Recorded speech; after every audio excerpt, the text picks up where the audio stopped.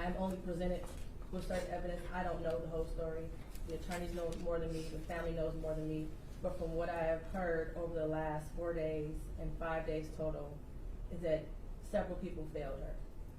I don't know where her mother is. I don't know anything other than that she was forced to live in a home where she was not protected or given the adequate attention and love.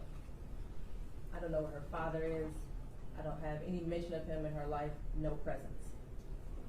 To Cordell, aka King, and all the men who saw Jarvis Butts hanging out and always around these young girls, including Isaiah, and his 9-year-old daughter going up to the shop to clean up his shop. The school counselor who never showed up, or the person who was supposed to show up if that counselor was absent, after Isaiah was on the floor on the day she went missing, saying that she needed to speak to someone and speak to a counselor. There's no mention of CPS, but I wonder what their involvement was over the years, because this was not just a one-year thing. There are text messages at least from 2022. To her adoptive grandmother, Annette Harris, whose testimony, in my opinion, was very questionable.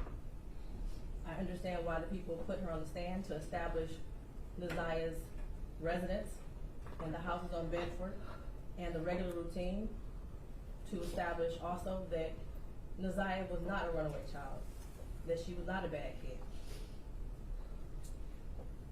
I do believe she adopted Isaiah. I do believe that she had 6 kids in the house. I believe that Isaiah had on a dark hoodie the day she went missing, and that she had on red and black Nikes that day. What is hard to believe is that the defendant never came into the house as she testified. And there was also a minor that testified that he did as well. Text messages that show between him and Isaiah that he did. In the basement, saying he was going to the shower, stealing her panties.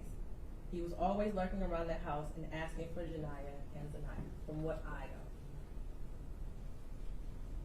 I even thought about the breakfast routine and saying that all the kids like eating breakfast at school.